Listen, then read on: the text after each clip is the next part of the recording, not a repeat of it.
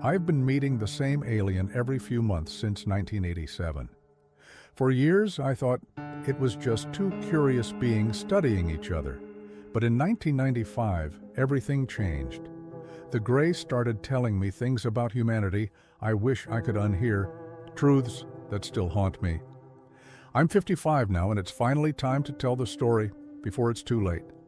My name is Victor Brennan, and in 1987, I was a telecommunications technician working for a contractor that serviced remote installations across Nevada and New Mexico. It was decent money, especially for a 27-year-old with no college degree, and the solitude suited me fine. I'd drive hundreds of miles between sites, maintaining equipment for government facilities, private research stations, and the occasional ranch with more money than sense. I lived in a small apartment in Rachel, Nevada, back when it was just a dying mining town with a gas station and a bar. This was years before the tourist buses started rolling through, before the highway got nicknamed the extraterrestrial highway, before the whole UFO thing became a carnival. Back then, it was just empty desert, long roads, and people who minded their own business.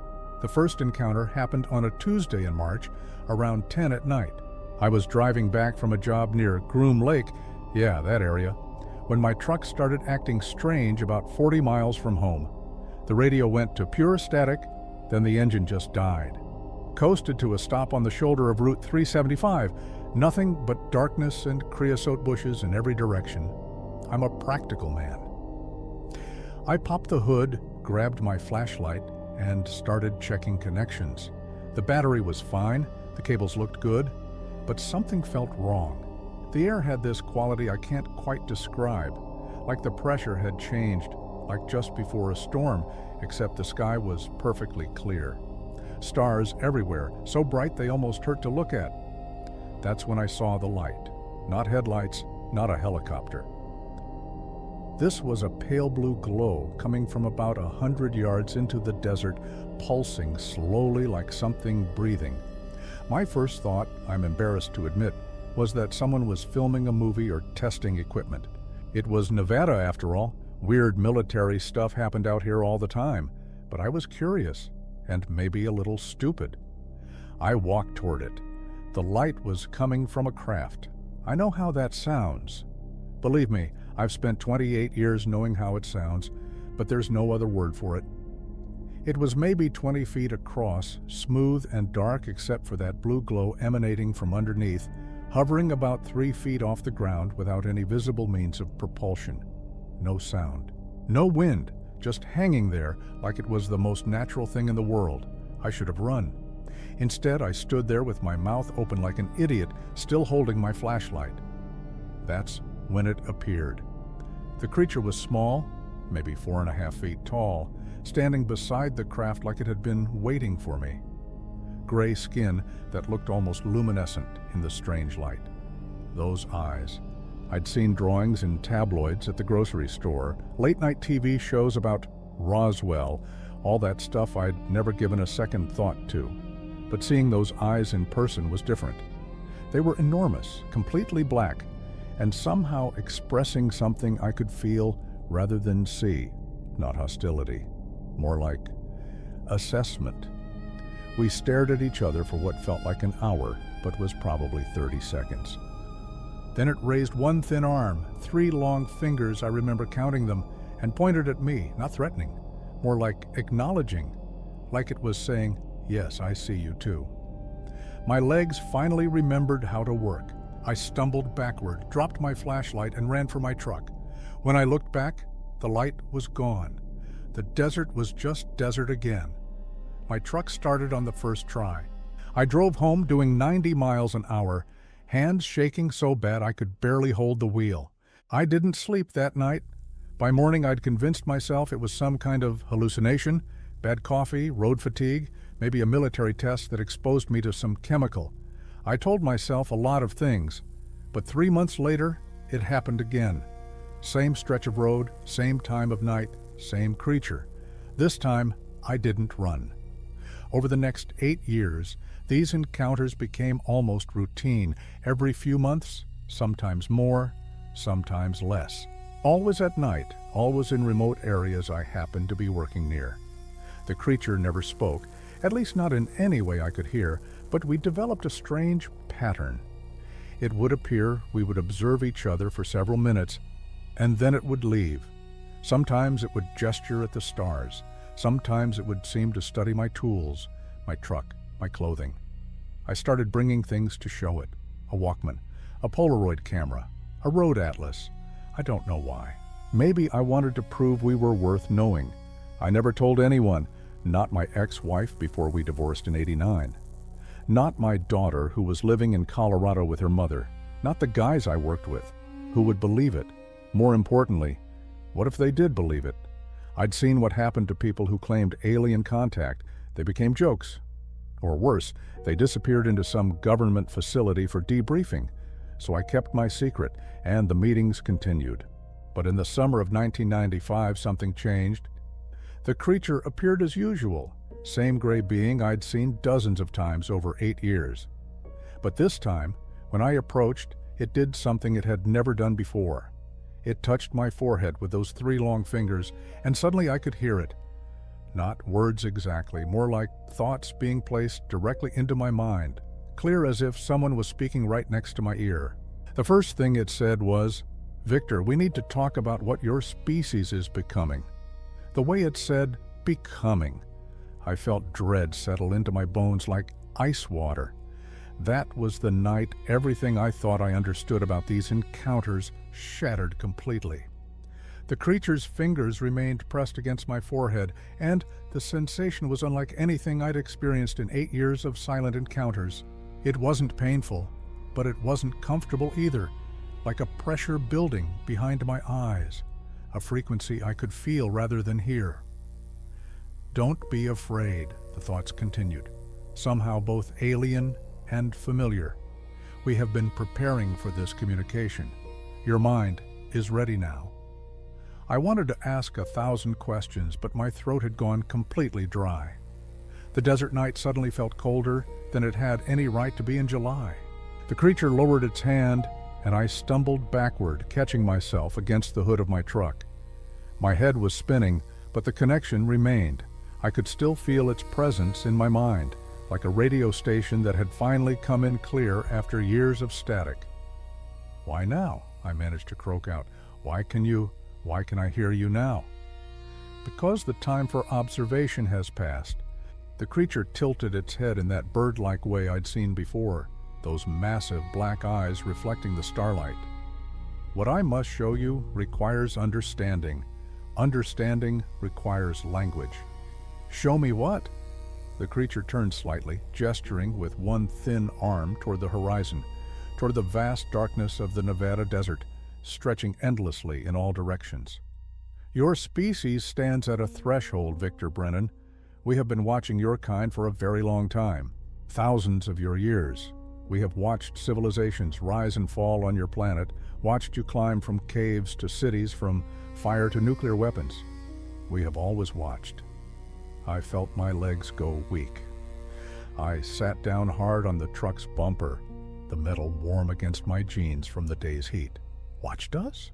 Why?" "Because you are young, and the young are unpredictable." The creature moved closer, its movements fluid and strange, like it was slightly out of sync with normal time. "We are part of a collective," is your closest word. Many species, many worlds, all connected by certain principles. We monitor developing civilizations, especially those approaching what we call the threshold. The threshold? My voice sounded hollow in my own ears. The point at which a species either transcends its violent nature or destroys itself completely. You are very close now, Victor. Very close. I thought about the news I'd been watching lately. The Oklahoma City bombing just a few months ago, the wars in Bosnia and Chechnya, the endless reports of violence, hatred, division. Even here in America, it felt like something was fracturing, like we were all getting angrier, more afraid. "Which way do you think we're going?" I asked, though part of me didn't want to know the answer. The creature was silent for a long moment. When the thoughts came again, they carried a weight that made my chest hurt. "That is what I must show you. But not tonight. Your mind needs time to adjust to this connection. The truth is heavy, Victor. It must be given in pieces. How many pieces? As many as it takes for you to understand fully, to believe. Those enormous eyes fixed on me with an intensity that made me want to look away, but I couldn't. You were chosen for this communication because you are ordinary, not a scientist, not a government official, not a person of power or influence, just a man who works with his hands, who drives long distances, who observes without judging. Ordinary humans will need to hear this message, not just your leaders, and they will only believe it if it comes from one of their own. Message? What message? The warning. The creature turned back toward its craft, that pale blue light pulsing brighter now. In our observations, we have identified the pattern that determines which civilizations survive their threshold. It is not technology. It is not intelligence. It is something else entirely, something your species is losing very rapidly. Wait, I stood up, taking a step forward. You can't just drop that and leave. What are we losing? The creature paused at the edge of the light. Come back to this place in 3 nights, midnight. I will show you the first piece of what you need to understand. But Victor, the thoughts in my mind sharpened, became almost urgent. Tell no one about this, not yet. Not until you have seen everything. If your government learns of this specific communication, they will interfere, and the message will never reach those who need to hear it. Do you understand? I nodded slowly, my mind reeling. 3 nights, the creature repeated, and then it simply stepped into the light and vanished. The craft rose silently, impossibly fast, and disappeared into the star-filled sky like it had never been there at all. I stood in the darkness for 20 minutes, maybe longer, trying to process what had just happened. 8 years of silent meetings, and suddenly this, a voice in my head. Talk of thresholds and warnings and humanity losing something critical. I drove home in a daze, going maybe 30 miles an hour the whole way, barely noticing the road. My apartment in Rachel had never felt so small, so insufficient for the size of what I was carrying. I sat at my kitchen table until dawn, drinking coffee that had gone cold hours ago, staring at the wall calendar that showed a smiling cartoon alien giving a thumbs up. Visit Rachel, Nevada, alien country, it said cheerfully. If only they knew. The next 3 days were torture. I went through the motions of work, drove to a site near Tonopah, replaced some coaxial cables, filed my paperwork, but my mind was elsewhere. What would the creature show me?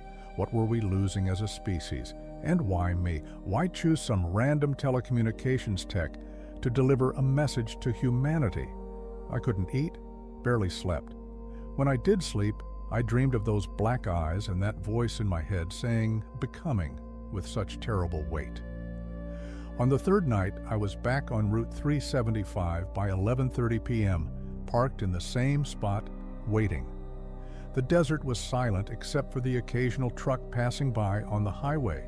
I'd brought a thermos of coffee and a pack of Marlboros, though I'd quit smoking 3 years ago. Something about this situation made me want a cigarette again. Midnight came and went. 12:15, 12:30. I was starting to think the creature wouldn't show, that maybe the whole thing had been some elaborate hallucination after all, when the air pressure changed again. That same feeling, like reality was bending slightly around me. The blue light appeared about 50 yards out, and the creature was already standing there when the light stabilized, as if it had been waiting for me to notice. I got out of my truck and walked toward it, my heart hammering so hard I could hear it in my ears. Victor Brennan. The thoughts were clearer now, easier to receive. Are you ready to see the first truth? I don't know, I admitted, but I'm here. That will have to be enough. The creature raised both arms this time, and the desert around us suddenly seemed to shimmer like heat haze, except it was night and cold. What I am about to show you is a memory, not my memory, our collective memory. A record of what happens to civilizations like yours when they reach the threshold and fail. Fail how? Watch. The creature touched my forehead again with both hands, and suddenly I wasn't standing in the Nevada desert anymore. I was somewhere else, somewhere terrible, and I was seeing the end of a world. The vision hit me like a physical blow. One moment I was standing in the Nevada desert, the creature's fingers pressed against my forehead, and the next I was elsewhere, everywhere, seeing through eyes that weren't mine, experiencing memories that belonged to something vast and ancient. I was standing in a city, but not any city I recognized. The architecture was wrong. Buildings that curved in impossible ways, structures that seemed to grow organically from the ground rather than being constructed. The sky was a deep purple color, with two suns setting on the horizon, one orange and one pale yellow. But the city was burning, not with fire exactly. It was disintegrating, crumbling into dust that floated upward instead of falling down. And everywhere there were people, not humans but beings that walked upright, that had built this place, that were now dying by the thousands. They were killing each other. I could feel the creature's thoughts narrating what I was seeing, calm and clinical, like a documentary voiceover. This was the civilization of Keth 7, fourth planet in a system your astronomers have not yet cataloged. They reached their threshold 847 of your years ago. They failed. The vision shifted, moved through the dying city like a camera on rails.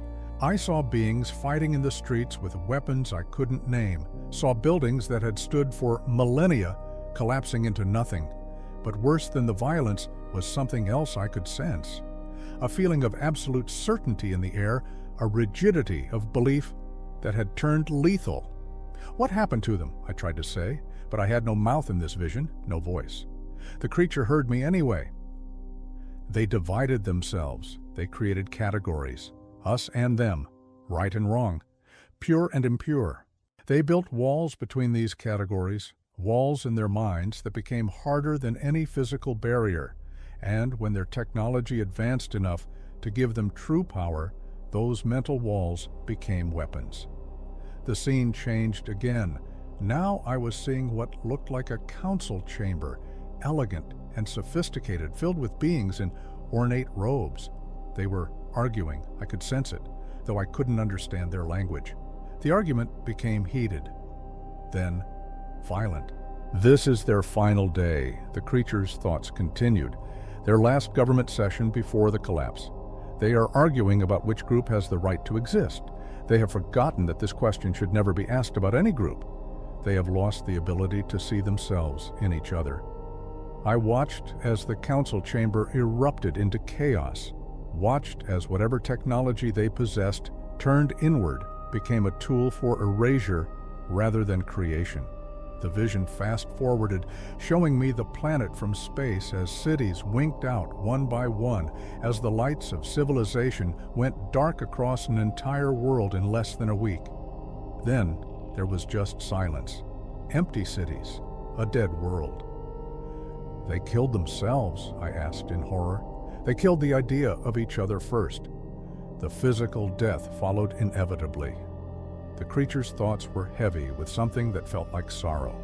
This is the pattern we have observed 47 times across the galaxy. 47 civilizations that reached the threshold and failed. The details differ, the specific divisions, the particular technologies used, but the core pattern is always the same. The vision shifted again, and I was seeing another world. This one had 3 moons and green oceans. Beautiful, and also dead. Its cities, crumbling ruins, its people, long gone. The civilization of Amar II.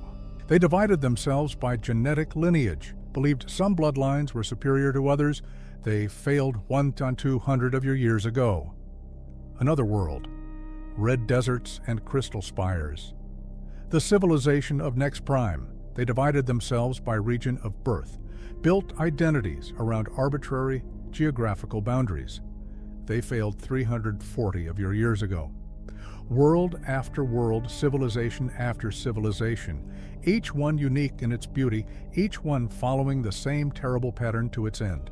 The visions came faster now, overwhelming me with the sheer scale of the tragedy. Dozens of worlds, millions of beings, all destroyed by the same fundamental failure. Finally, the vision stopped. I was back in the Nevada desert, gasping for air, falling to my knees in the dust. The creature removed its hands from my forehead, and I immediately vomited, my body rejecting what my mind had just witnessed. When I could finally breathe again, I looked up at the creature. "Why are you showing me this?" "Because Earth is next." The thoughts were gentle but firm. "Your civilization is exhibiting all the warning signs. The pattern is accelerating. We have been watching it develop for decades, but in the last few years it has begun moving much faster." I wiped my mouth with my sleeve, my hands shaking. What warning signs? What pattern? The creature moved closer, crouching down, until those massive eyes were level with mine. The division, the categorization, the building of walls between groups of your own species, the certainty that one's own group is right and all others are wrong. The inability to imagine the suffering of those deemed other. These are the symptoms, Victor. These are the signs that a civilization is approaching the moment of failure. "But we've always had divisions," I protested weakly. "Countries, religions, political parties, we've had those for thousands of years." "Yes, and you have also had enough binding force to keep those divisions from becoming terminal, enough shared identity as one species, enough ability to eventually see yourselves in each other, even across dividing lines." The creature stood again, looking up at the stars. "But that binding force is weakening. Your technology has advanced to the point where it can amplify division faster than wisdom can heal it. Your media, your television, your emerging computer networks, they are beginning to create separate realities, separate truth systems that cannot communicate with each other." I thought about the news channels I'd been watching lately, the talk radio shows that seem to be getting angrier every year, the way conversations about politics or religion seem to end in shouting matches more often than not. "It's the mid-1990s, the creature continued. "By your planet's standards, a time of relative peace and prosperity. But we can see what is coming. In the next decades, your division technology will become more sophisticated. You will create systems that show each person only the information that confirms what they already believe. You will sort yourselves into tribes that view each other not as fellow humans with different opinions, but as enemies to be defeated. And when that sorting is complete, when you have fully forgotten how to see yourselves in each other, you will have the technology to make your divisions permanent." "How? Whoa," I asked, though I wasn't sure I wanted to know. "That is what I will show you next time. The second truth, the specific path your civilization is on." The creature turned back toward its craft. "But for tonight, this is enough. You need time to process what you have seen." "Wait!" I scrambled to my feet. "You said 47 civilizations failed. Did any succeed? Did any make it past this threshold?" The creature paused, and for the first time, I felt something like hope in its thoughts. "Yes. 63 civilizations have succeeded. They learned to maintain their diversity while refusing to let difference become division. They learned to hold truth without claiming to own it. They learned to see themselves in all others of their species, regardless of category." "How? How did they learn that?" "Different paths, but one common element." The creature looked back at me, those black eyes reflecting the starlight. "They chose to. When they reached the critical moment, enough individuals chose connection over division, chose curiosity over certainty, chose to see the humanity or the equivalent concept in their species, in everyone, even those most different from themselves." "That's it? They just chose differently?" "Choice is never simple, Victor. It requires courage to choose connection in a world that profits from division. It requires humility to admit that your group's truth might not be the only truth. It requires imagination to see yourself in someone completely unlike you." The creature moved toward the light. "But yes, ultimately it comes down to choice, enough individuals making a different choice at the critical moment." When is our critical moment? How much time do we have? The creature paused at the edge of the light, and its next thoughts carried a weight that made my stomach drop. You are already in it, Victor. The critical period began in the 1990s and will culminate in the 2020s. Whether humanity survives the threshold will be determined in the next 30 years. 30 years, that's all? More than enough time if you choose wisely, an eternity if you do not. The creature stepped into the light. 3 more nights. Come back, and I will show you the specific path your world is on. The technologies and systems that are being built right now, in your 1990s, that will determine your fate. How am I supposed to sleep after seeing what I just saw? I called out, desperation creeping into my voice. The creature's final thoughts reached me just before it disappeared. You are not supposed to sleep, Victor Brennan. You are supposed to remember. Because soon, you will need to help others remember as well. Remember that you are all one species. Remember that division is a choice, not a destiny. Remember that every human you meet, no matter how different they seem, shares the same fundamental nature as you. The light vanished. The craft rose silently into the night sky and disappeared among the stars. I sat in the dust for over an hour, my mind trying to process the weight of what I'd learned. 47 dead civilizations, 63 that survived. Earth at the threshold right now in the 1990s, with only 30 years to get it right. And somehow I was supposed to help deliver this message. When I finally drove home, the sun was starting to rise over the desert. The world looked exactly the same as it had yesterday. The same highway, the same scrub brush, the same distant mountains. But I knew now that it wasn't the same. We were balanced on a knife's edge, and most people didn't even know it. I had 3 days before the next meeting. 3 days to come to terms with the knowledge that humanity might destroy itself, not with some external threat, but with the simple, terrible act of forgetting that we were all human. 3 days to prepare myself to see exactly how we might fail. I didn't go to work for those 3 days. Called in sick for the first time in 5 years, told my supervisor I had the flu. He didn't question it. There was something going around, and I probably sounded bad enough on the phone to be convincing. Truth was, I couldn't imagine driving around fixing communication equipment while carrying the weight of what I'd seen in my head. I spent those days in my apartment pacing, thinking, trying to make sense of it all.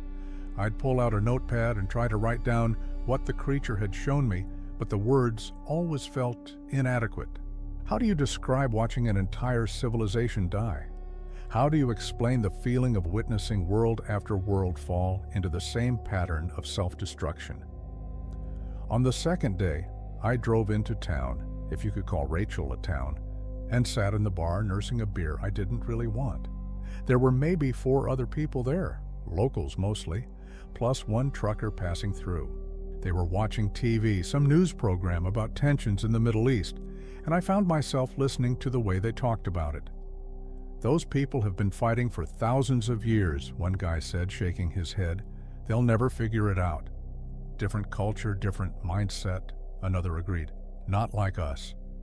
Those people. Different, not like us. I heard the creature's voice in my head. They create categories, us and them, right and wrong, pure and impure. I left my beer half finished and walked out. The irony wasn't lost on me. Here I was, an American sitting in a Nevada bar, listening to other Americans talk about other human beings as fundamentally different, unreachable, incomprehensible. And none of us saw the pattern. None of us recognized that this was exactly what the creature had warned about. The division was already here. We were already sorting ourselves, already building the mental walls that could become terminal. On the 3rd night, I was back on Route 375 by 11 o'clock, too anxious to wait until midnight. I sat in my truck with the windows down, listening to the desert silence, watching the stars. Somewhere up there were 63 civilizations that had figured it out, that had chosen connection over division. And somewhere up there were 47 dead worlds that hadn't? Which would we be?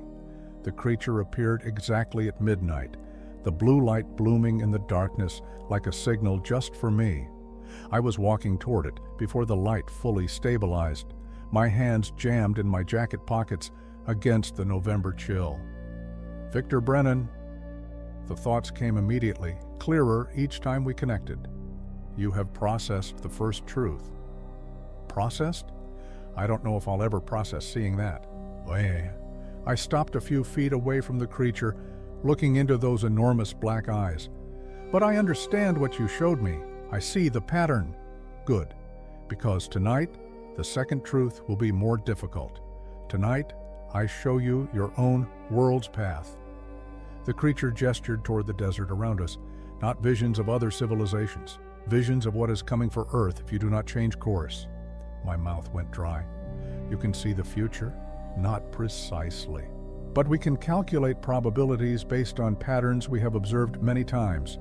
What I will show you is the most likely path given your current trajectory.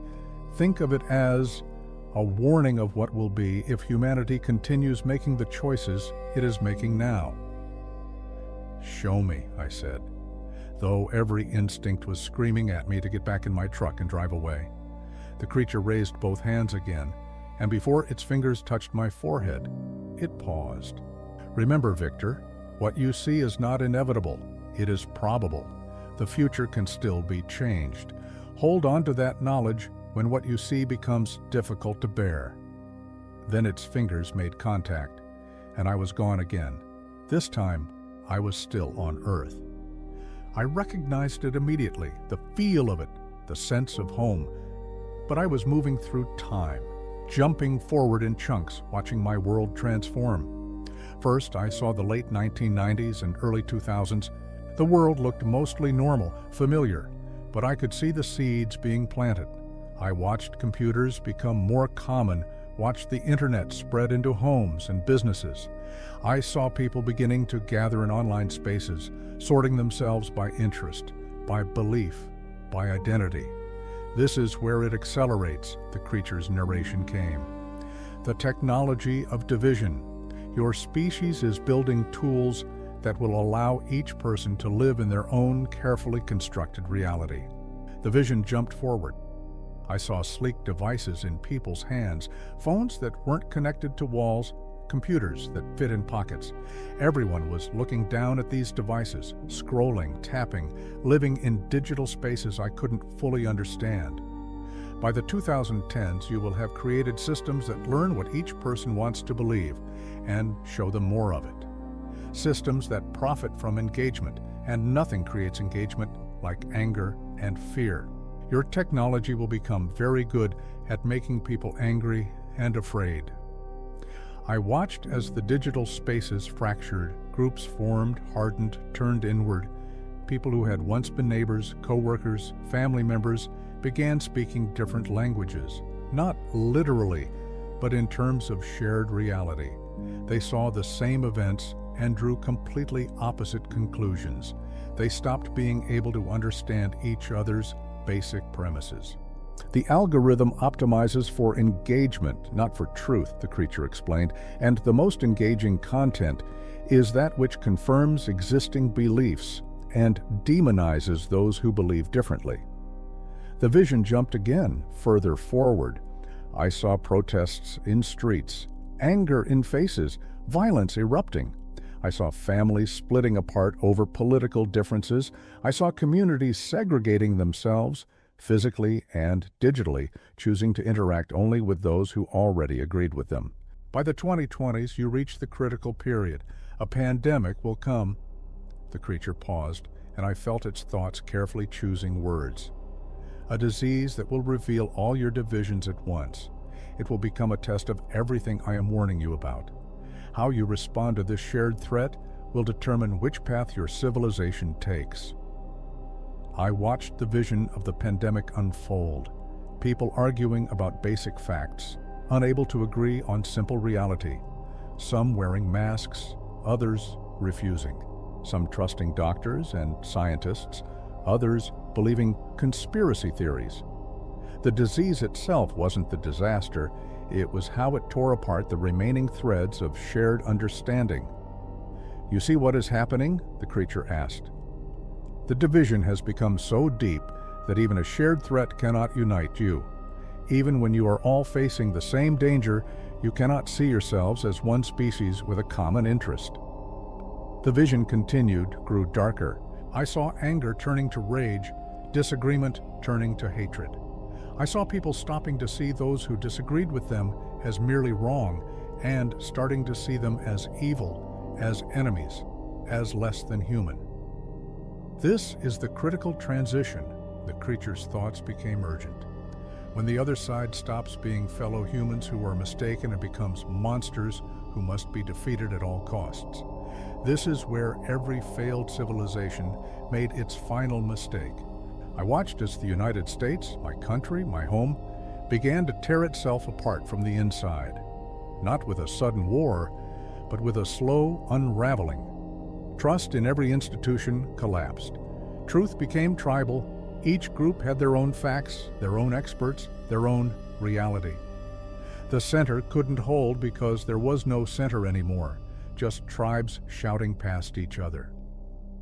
"The technology you are building in the 1990s, the creature continued, will reach maturity in the 2020s. By then, it will be sophisticated enough to create completely separate information ecosystems. People will live in different realities, see different facts, believe different histories. They will not be able to recognize their common humanity because they will not be able to recognize a common reality." The vision jumped forward again, and what I saw made me want to scream. I saw the United States fragmenting, saw violence in streets, saw the machinery of democracy breaking down as each side became convinced the other was cheating, lying, stealing. I saw families who stopped speaking to each other. I saw communities that turned inward, hostile to outsiders. I saw fear becoming the dominant emotion, overriding everything else. "This is still not the end," the creature said, and my heart sank further. "This is just the late 2020s. If the pattern continues..." The vision jumped one more time, and I saw the 2030s. By now, the fracturing was complete.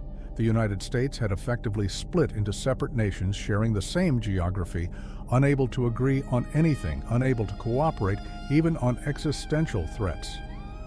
I saw climate disasters being ignored because each tribe blamed the other. I saw technological breakthroughs being weaponized instead of shared. I saw the slow collapse of everything that had made civilization possible: cooperation, shared truth, mutual trust. And I saw other nations following the same pattern. The division technology had spread globally, and everywhere it went, it had the same effect: fracture, fragmentation, the loss of ability to see common humanity across difference. "By the 2040s, the creature said quietly, if this path continues, Earth joins the list of failed civilizations, not with a bang, but with a whimper. Your species will still exist, but you will have lost the ability to function as a civilization. You will have sorted yourselves into tribes that cannot cooperate, cannot share resources, cannot face shared challenges, and slowly, gradually everything will collapse." The vision released me suddenly, and I was back in the Nevada desert, on my knees in the dirt, sobbing. The weight of what I'd seen, my country, my world, my species failing exactly the way 47 others had failed, was crushing. The creature waited silently until I could breathe again. "Why?" I finally gasped out. "Why does the technology do this? Why do we build these systems that destroy us?" Because in the short term, they are profitable.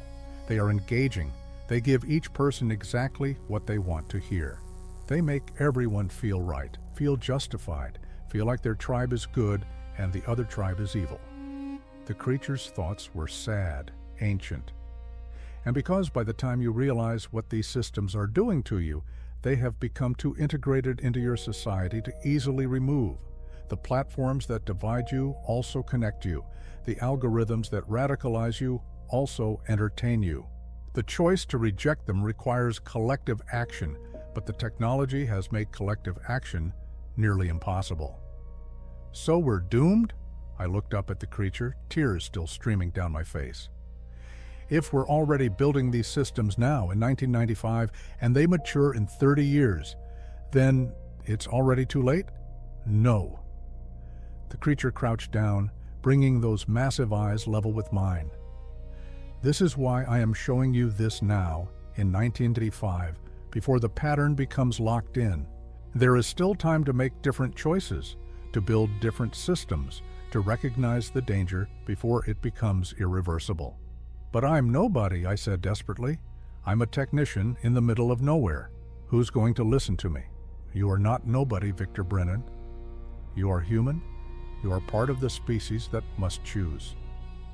The creature placed one hand gently on my shoulder, the first time it had touched me, except for the mind connection. The message you will carry is not for presidents or scientists.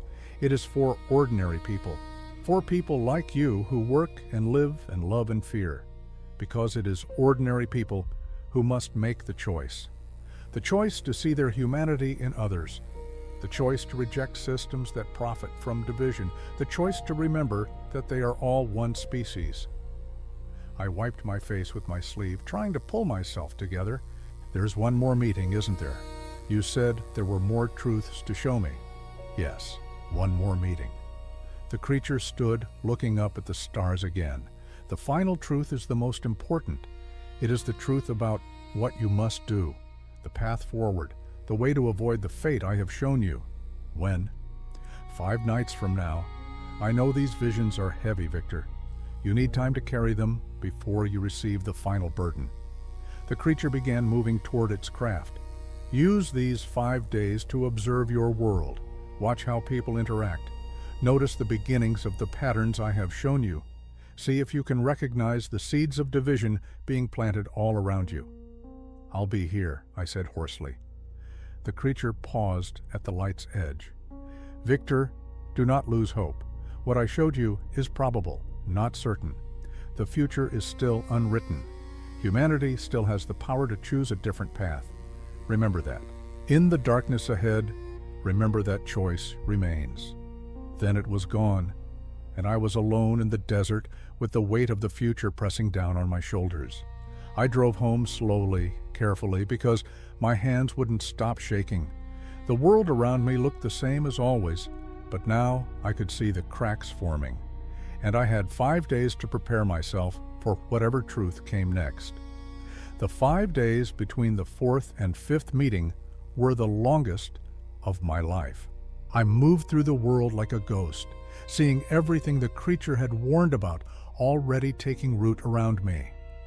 I watched people in the Rachel bar argue about the O.J. Simpson trial, voices getting louder, unable to even agree on what evidence meant. I saw how quickly the conversation turned from discussing facts to attacking character, how easily disagreement became personal contempt. I drove to Las Vegas one day just to be around more people, and I watched them in casinos and restaurants on the streets. I listened to talk radio on the drive, Rush Limbaugh, G. Gordon Liddy, voices that spoke with absolute certainty, that painted the world in stark us versus them terms. The anger in those voices, the contempt for anyone who disagreed, the complete absence of doubt or nuance. And people were eating it up, nodding along, getting angrier themselves. I went to a library and read newspapers from across the political spectrum. Even in 1995, I could see the divergence beginning. The same events reported with completely different emphasis, different facts highlighted, different conclusions drawn. It wasn't lying exactly. It was something more subtle and more dangerous, the truth shaped and molded until it fit a predetermined narrative. The creature was right. We were already on the path. We were already building the systems of division, even before the technology arrived to supercharge them. On the 5th night, I was back on Route 375, 3 hours early. I couldn't stay in my apartment anymore, couldn't pretend to sleep, couldn't do anything but wait for the final truth. I sat on my truck's tailgate, drinking coffee from my thermos, watching the stars wheel slowly overhead. I thought about my daughter, Sarah. She was 12 now, living in Boulder with her ex-wife. I hadn't been a great father. The divorce had been my fault. The distance between us was my doing. But sitting there in the desert, knowing what might be coming for her generation, for her children's generation, I felt a desperate need to protect her from the future the creature had shown me. If that future could still be prevented, I would do anything, even if it meant becoming the crazy guy who talked about aliens. Even if it meant people laughing at me, dismissing me, thinking I'd lost my mind. What did any of that matter compared to the survival of human civilization? The blue light appeared at exactly midnight, and I was already walking toward it before the craft fully materialized. The creature was waiting, standing motionless in that way it had, like a statue carved from starlight. Victor Brennan. The thoughts came immediately, wrapping around my mind like a familiar embrace. You are ready for the final truth? As ready as I'll ever be, I said. My voice sounded steady, which surprised me. Maybe I'd run out of fear over the last few weeks. Maybe I'd used it all up. Good. The creature moved closer, and I could see something in its posture. Not quite urgency, but a kind of focused intensity I hadn't felt before. What I show you tonight is different from the previous truths. The first was about pattern recognition, seeing how civilizations fail. The second was about probability, seeing your specific path. This third truth is about choice, about what must be done to change the path. I'm listening? No. The creature shook its head in that strange, fluid way. Tonight, you will not just listen. Tonight, you will experience. I am going to share with you the memory of a civilization that succeeded. You need to feel what success looks like, to understand it in your bones, so you can help guide your own species toward it. The creature raised its hands, but before touching my forehead it paused. This will be intense, Victor. You will experience decades of another species' history in moments. You will feel their fear, their division, their moment of choice, and their triumph. It may be overwhelming. Do it, I said, whatever it takes. The fingers touched my forehead, and I fell into the memory. I was part of a civilization called Tarim 9, on a world with red oceans and purple skies. I experienced centuries of their history in a compressed flash, their rise from primitive tribes to a sophisticated global society. I felt their diversity, their millions of different cultures and beliefs and ways of seeing the world. And then I felt their crisis. It came when they developed their version of mass communication, not quite like our internet, but similar in effect. Suddenly, every Tarim could speak to every other Tarim instantly, and almost immediately they began to fracture. Old divisions, kept manageable by distance, and slow communication suddenly became acute. Different regions, different belief systems, different ways of life were suddenly in constant contact and constant conflict. The division technology, that's what the creature had called it, had arrived for the Tarim just as it was arriving for Earth. I felt the fear that gripped their civilization as they realized what was happening. Watched through countless eyes as their society began to split apart, as trust eroded, as each group became more convinced of its own rightness and the wrongness of all others. They were heading toward failure, following the same pattern as the 47 dead civilizations. But then something changed. A movement began, not from governments or leaders, but from ordinary Tarim. Individuals who recognized the pattern, who saw where they were heading, who made a different choice. They started something they called the practice of recognition. I felt what it meant, experienced it directly. The practice was simple but profound. Before responding to someone different from yourself, pause. Recognize that they are the same species as you. Recognize that they love, fear, hope, and suffer just as you do. Recognize that their beliefs, however wrong they seem to you, make sense within their experience. Recognize your common nature before addressing your differences. It spread slowly at first. One Tarim teaching another, who taught 10 more, who taught 100. Not a law, not a rule, but a practice voluntarily adopted by millions, then billions. They didn't abandon their differences. They kept their diverse cultures, beliefs, and perspectives, but they refused to let those differences erase their recognition of common nature. The division technology was still there, still pushing them toward fracture, but enough Tarim were practicing recognition that the technology couldn't complete its work. The algorithms tried to radicalize, but too many individuals were choosing to pause, to remember, to recognize humanity, or the Tarim equivalent, in the other. It wasn't easy. I felt the struggle, the constant temptation to give in to righteous anger, to embrace the comfort of certainty, to see the other side as monsters. The practice required daily effort, moment-by-moment choice, but enough Tarim kept choosing it. And slowly, gradually, their civilization stabilized. The crisis passed. They reached the threshold and crossed it successfully, not by eliminating diversity, but by refusing to let diversity become terminal division. The memory released me, and I was back in my body, gasping, tears streaming down my face again. But this time, they weren't tears of horror. They were tears of hope. "You see?" The creature's thoughts were gentle. "This is what success looks like. Not perfect unity, not everyone agreeing, but enough individuals choosing to recognize their common nature across difference, enough people practicing that recognition consistently enough to prevent terminal fracture." "The practice of recognition," I said, the words feeling sacred in my mouth. "That's what we need to do?" "It is one path. Each civilization finds its own expression." The creature began to pace slowly, its movements thoughtful. But the core is always the same.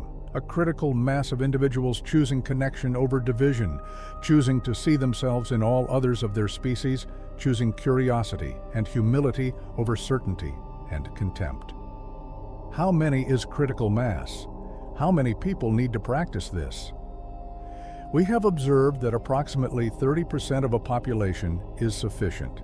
Not 30% practicing perfectly, but 30% genuinely trying, consistently choosing recognition over division, even when it is difficult.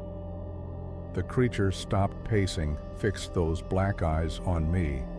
30% is enough to change the trajectory of an entire civilization. 30%. That was it. Not everyone, not even a majority. Just enough people making a different choice. "But how do we start?" I asked desperately. "How do I convince people to do this when most of them don't even know there's a problem? When they can't see the pattern, can't imagine the future you've shown me?"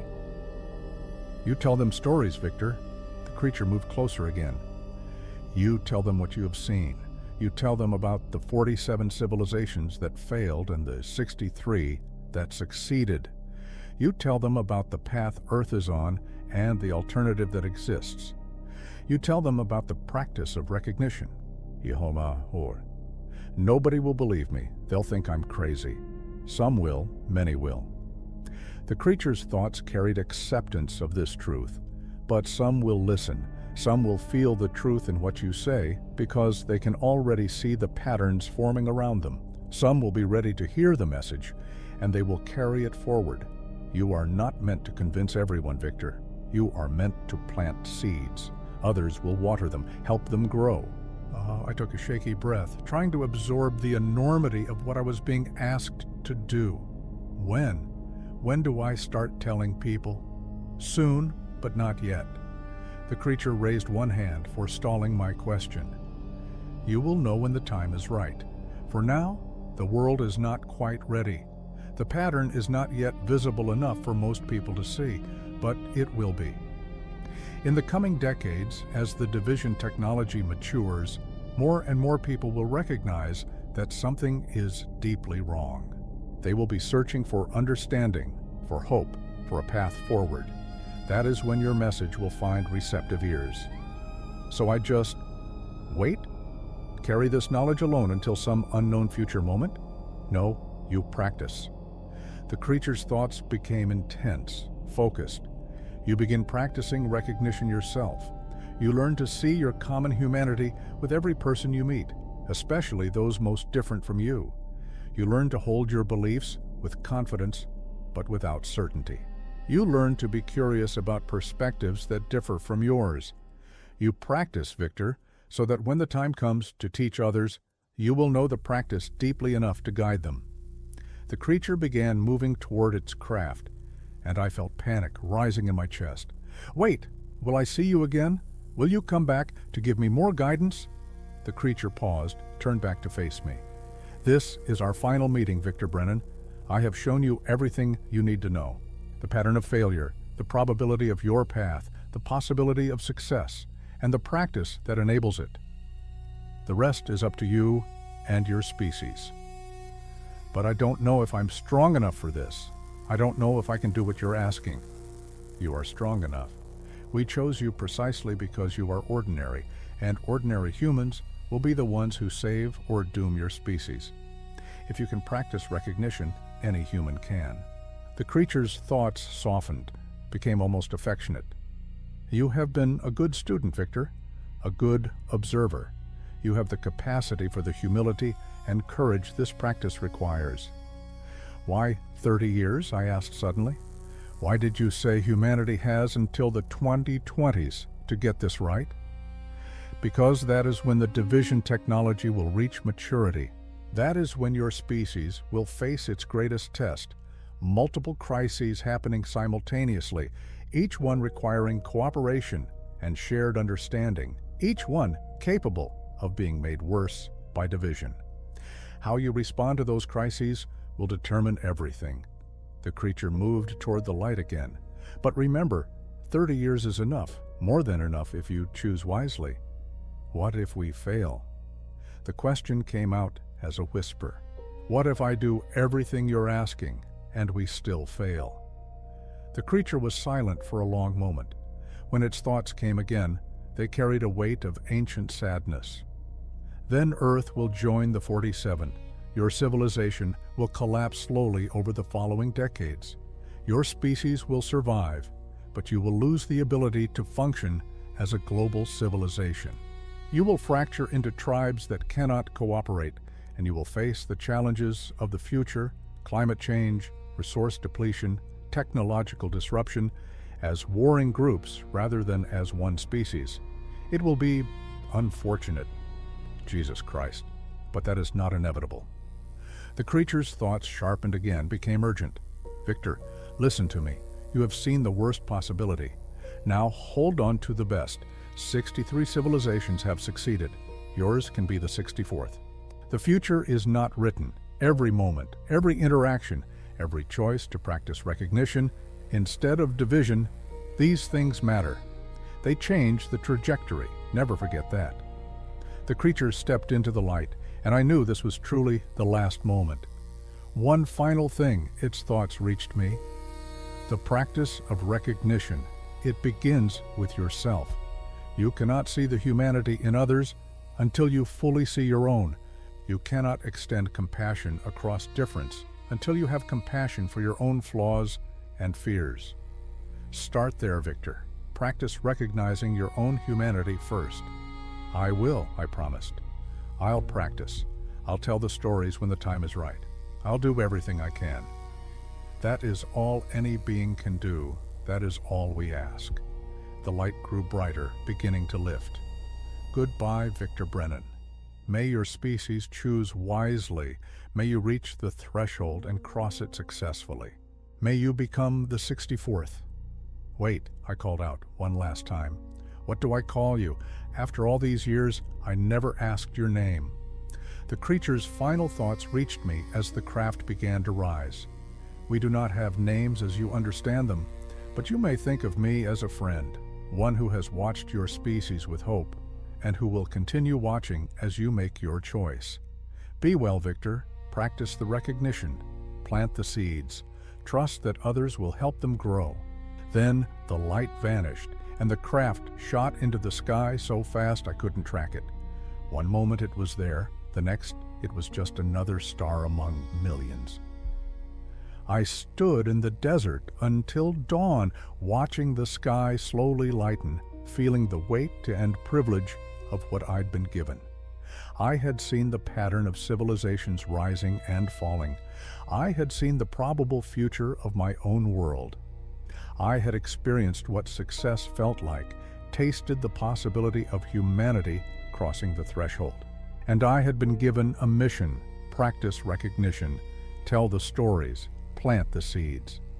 As the sun rose over the Nevada desert on that November morning in 1995, I made a vow. I would do what the creature asked. I would practice seeing the humanity in every person I met, especially those most different from me. I would prepare myself to tell these stories when the world was ready to hear them. I would trust that others would carry the message forward, that 30% was achievable, that humanity could still choose wisely. The future wasn't written yet. The 2020s were still decades away. We still had time. We still had choice. And I, Victor Brennan, ordinary telecommunications technician from Rachel, Nevada, would do everything in my power to help my species make the right one. That was 28 years ago. The 2020s are here now. The crises the creature predicted, they've arrived. The pandemic, the polarization, the division technology reaching maturity, it's all unfolding just as I was shown. But I've also seen the seeds of recognition beginning to grow. I've met others who understand, who practice, who are choosing connection over division even when it's difficult. We're not at 30% yet, not even close, but we're growing. This is why I'm finally telling this story, because the critical moment is now. The time to choose is here. And every person who hears this message, who decides to practice recognition, who chooses to see their humanity in all others, they change the probability. They help push us toward being the 64th civilization to succeed instead of the 48th to fail. The creature gave me a message to deliver, and I'm delivering it now. We are one species. We always have been. Our differences are real and should be celebrated, but they cannot be allowed to erase our recognition of common nature. The technology that divides us is powerful, but our capacity for choice is more powerful still. Practice recognition. In every interaction, especially with those who seem most different, most wrong, most other, pause. Recognize that they are human just as you are. They love, fear, hope, and suffer. Their beliefs make sense within their experience. You don't have to agree with them, but you must recognize their humanity. This is the practice that saved 63 civilizations. This is the choice that can save ours. We are in the critical period now. The next few years will determine everything, but we still have time. We still have choice. And I believe, I have to believe, that we will choose wisely, that we will become the 64th.